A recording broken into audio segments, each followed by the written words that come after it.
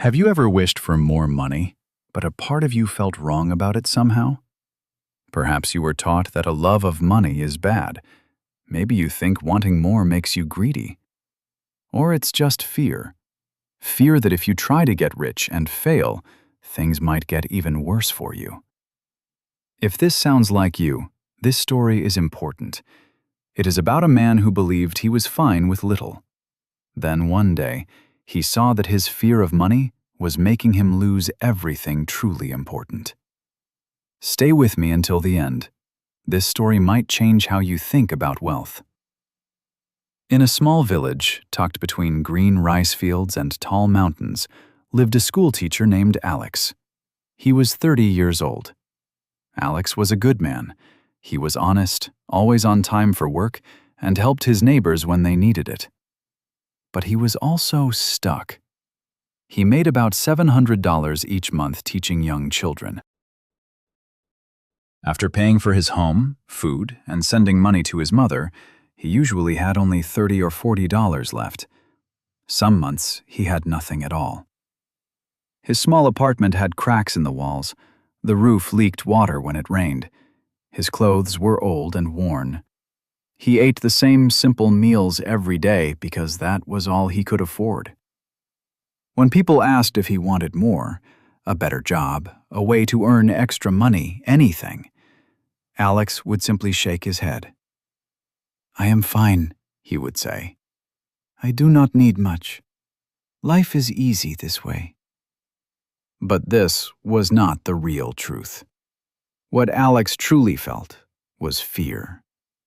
He was afraid to try something new and fail, afraid to look foolish, afraid that if he tried for more and did not succeed, he would lose the small amount of safety he already had.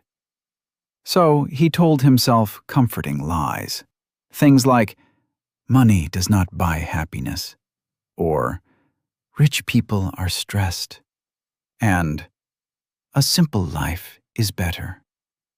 These were not true beliefs. They were like shields he used to hide. But at night, when his apartment was quiet and dark, Alex would lie awake thinking about his mother. Her knees grew worse with each passing year. She could barely walk without pain. She needed surgery. He knew this. But he also knew he did not have the money. He had saved about $400 over 2 years. The surgery would cost thousands of dollars. The great distance between what he had and what she needed kept him awake many nights, staring at the ceiling stained by water. Sometimes he would think, if only I could make more money. But then fear would strike. What if I try and fail? It is better not to risk it. Better to just stay as I am. One Tuesday evening, Alex received a phone call from the hospital. His mother had fallen. Her knees had finally given out. She was not in danger, but the doctor said if she did not have surgery soon, she might never walk correctly again. Alex rushed to the hospital. He sat in the waiting room, waiting for the doctor. When the doctor appeared, he spoke clearly. "Your mother needs surgery within the next 2 months," he said. "The total cost, including hospital stay and recovery, will be about $3,000. $3,000. Alex felt his chest tighten. He had $420 in his bank account. At his current rate of saving, perhaps $40 a month if he was lucky. It would take him 6 years to save that much. His mother did not have 6 years to wait. Alex sat in that hospital hallway for a long time. He watched other families come and go. Some looked worried, some looked happy, but all of them seemed able to afford to be there. And then something changed in his mind. All those years he had told himself that staying poor was safe. It was not safe. It was just easier than facing his fear. And now his mother was suffering for his fear. He looked down at his hands. These were the same hands that had pushed away chances to learn new skills, that had said no to chances because they felt risky. that had chosen comfort over growing every single time. And he thought, what good is playing it safe if I cannot even help my own mother? The next morning, Alex did something new. He went to see Mr. Navarro. Mr. Navarro owned a small but successful business in the village, bringing in goods and selling supplies. He was not super rich, but he was comfortable. Alex had always avoided him a little, not because Mr. Navarro was unkind, but because his success reminded Alex of his own lack of progress. But now, Alex could not afford to be proud. He needed help. When Mr. Navarro opened his door, he saw Alex standing there, looking tired. Mr. Navarro did not ask many questions. "Come in," he said. "Sit down. What is wrong?" Alex told him everything. The surgery, the money he did not have, the fear he had carried for years. Then, his voice shaking a little, he asked, "Could you lend me the money? I will pay you back. I do not know how quickly, but I will." Mr. Navarro was quiet for a moment. Then he said, "I will help you, but not in the way you think." Alex looked confused. "I could give you $3,000 right now," Mr. Navarro said. "Your mother gets her surgery. You then would spend the next few years working yourself to exhaustion trying to pay me back." "And what then? Another problem, and you are right back here." He leaned closer. "Or, I give you the money, with no extra cost, and you pay me back later.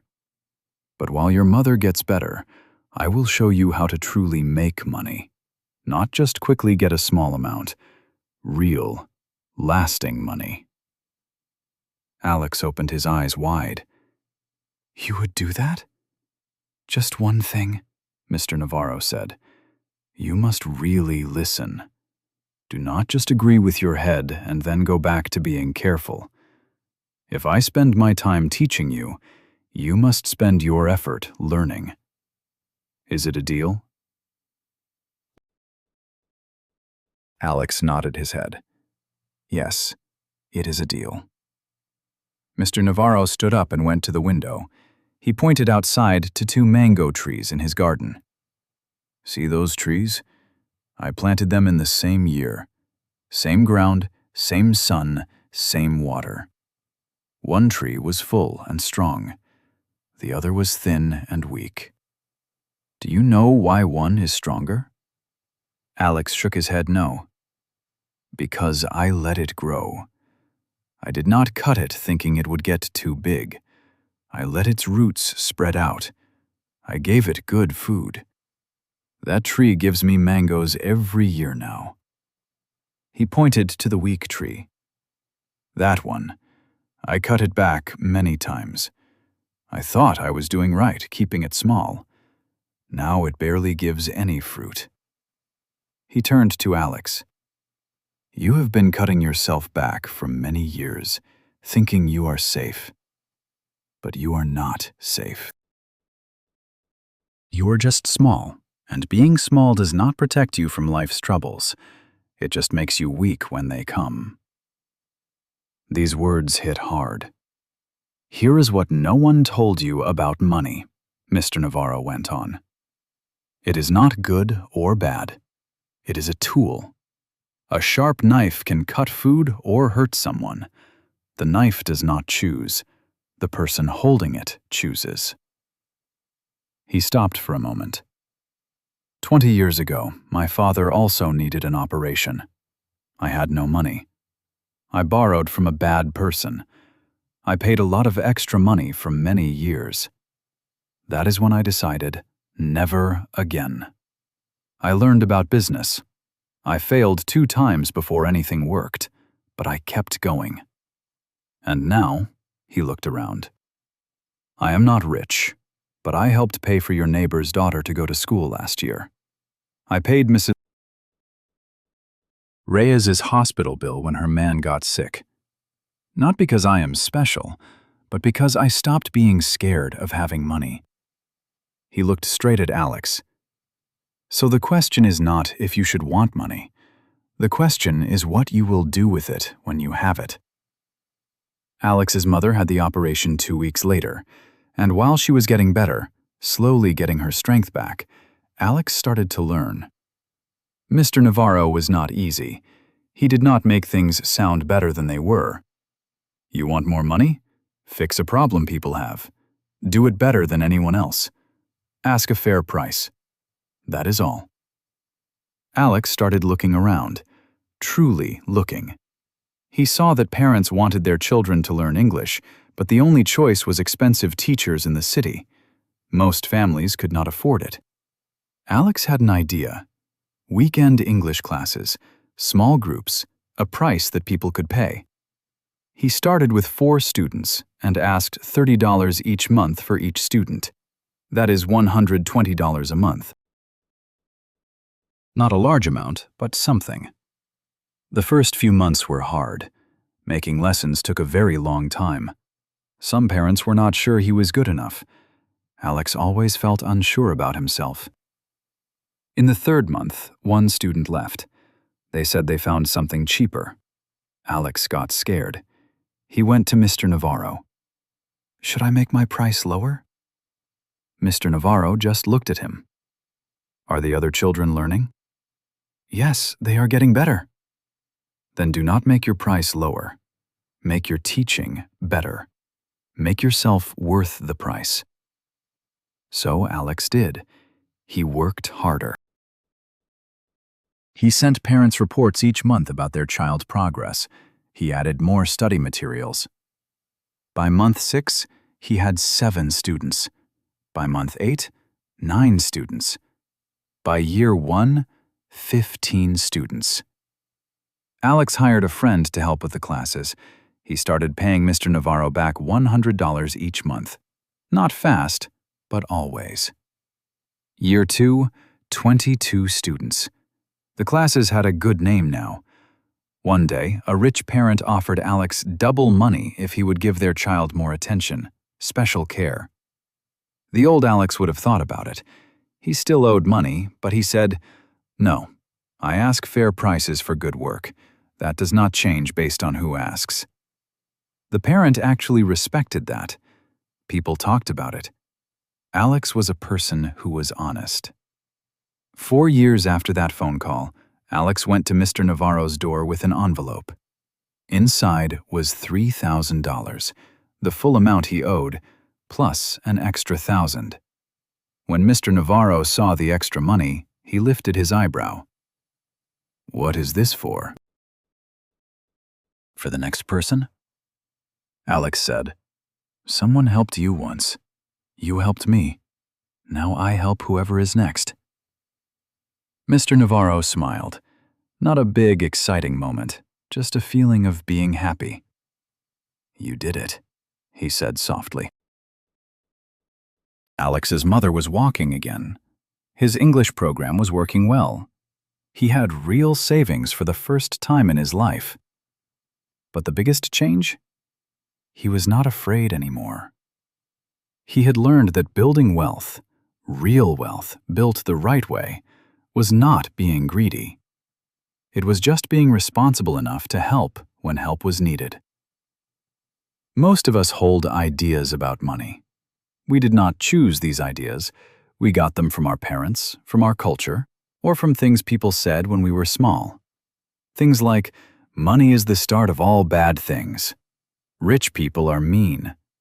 Wanting more is selfish. These ideas feel smart. They feel right. But sometimes they are just fear hiding. Alex was not good for staying poor. He was scared. He was scared to fail. He was scared of what others would say. He was scared of losing the little he had. This fear almost made his mother unable to walk. But then,